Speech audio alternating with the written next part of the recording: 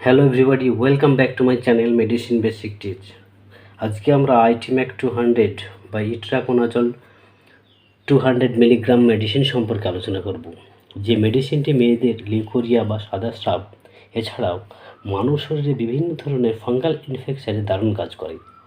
তো এই মেডিসিনটি মানব শরীরে কাজ করে কীভাবে, এর use, dose, side effect and precaution সম্পর্কে বিস্তারিত জানার আগে আমার চ্যানেলটি সাবস্ক্রাইব করে পাশে থাকা বেল আইকনটি প্রেস করুন পরবর্তী বিভিন্ন ধরনের মেডিসিন সম্পর্কে জানার জন্য। তো চলুন শুরু করি। এই আইটিম্যাক 200 মেডিসিনটি ম্যাকলয়েডস ফার্মাসিউটিক্যাল প্রাইভেট লিমিটেড কোম্পানির। এই মেডিসিনটির বর্তমান মূল্য 207 টাকা প্রতি 8টি ক্যাপসুলে। এর কম্পোজিশন ইট্রাকোনাজল 200 মিলিগ্রামস। তো এই সেম কম্পোজিশনে আপনারা বিভিন্ন ধরনের মেডিসিন পেয়ে যাবেন ওষুধের দোকানে।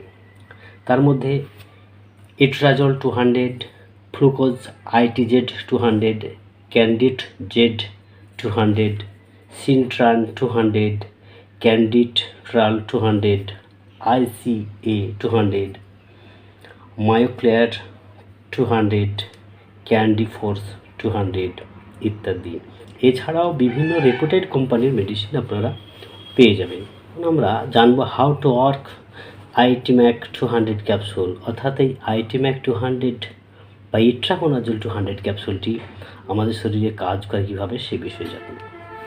Itimac 200 capsule is an antifungal medicine. It works by stopping the growth of fungi and it kills fungi by destroying the fungal cell membrane.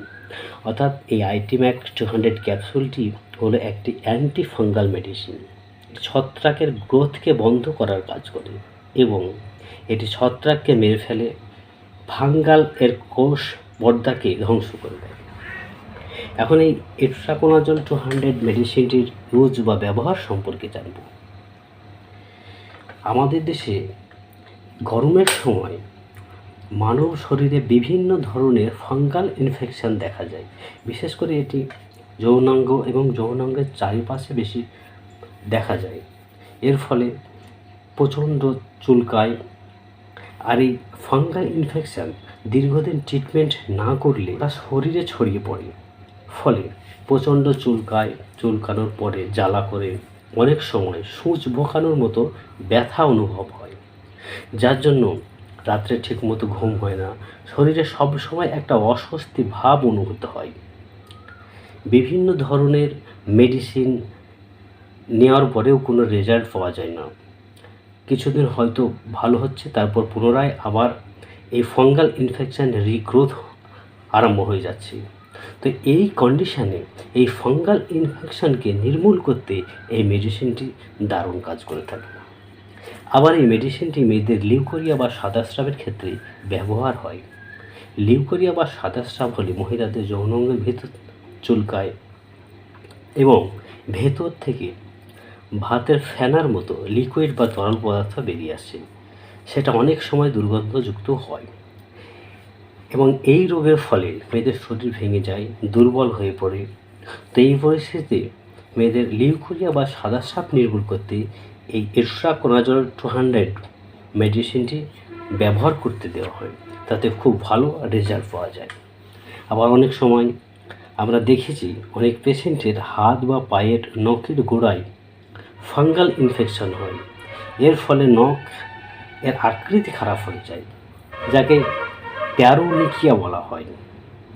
এই রোগ হলে এই মেডিসিনটি ব্যবহার করলে খুব ভালো রেজাল্ট পাওয়া যায়। তো এই ফাঙ্গাল ইনফেকশানের ক্ষেত্রে কিছু কথা আপনাদের মধ্যে শেয়ার করা উচিত বলে আমি মনে করি।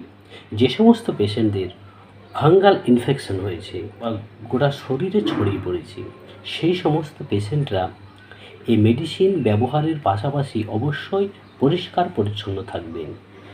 আপনারা যে সমস্ত জামা কাপড় পরিধান করেন সেই সমস্ত জামা কাপড় প্রতিদিন ডিটারজেন্ট পাউডার দিয়ে ওয়াশ করার পরেও ডেটল জল দিয়ে ভালোভাবে সেটাকে ধুয়ে নেবেন, তারপরে আবার রোদ্রে শুকিয়ে পরিধান করবেন সেই সমস্ত জামা কাপড়।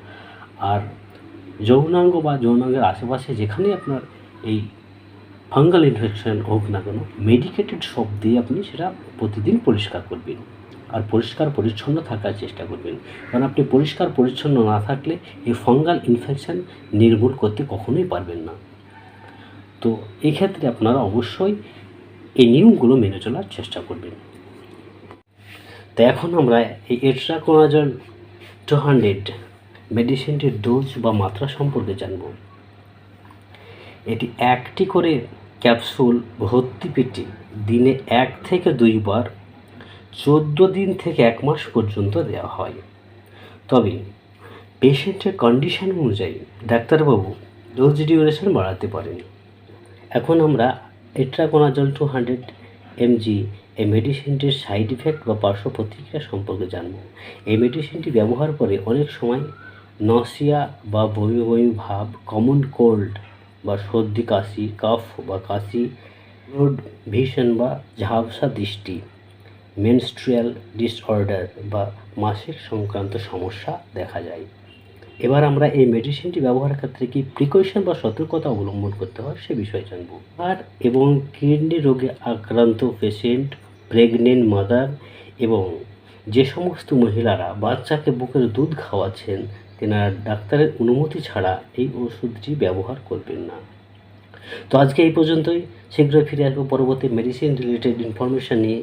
এখনও যারা আমার চ্যানেলটি সাবস্ক্রাইব করেনি তারা please subscribe my channel and join with me. Take care, have a good day.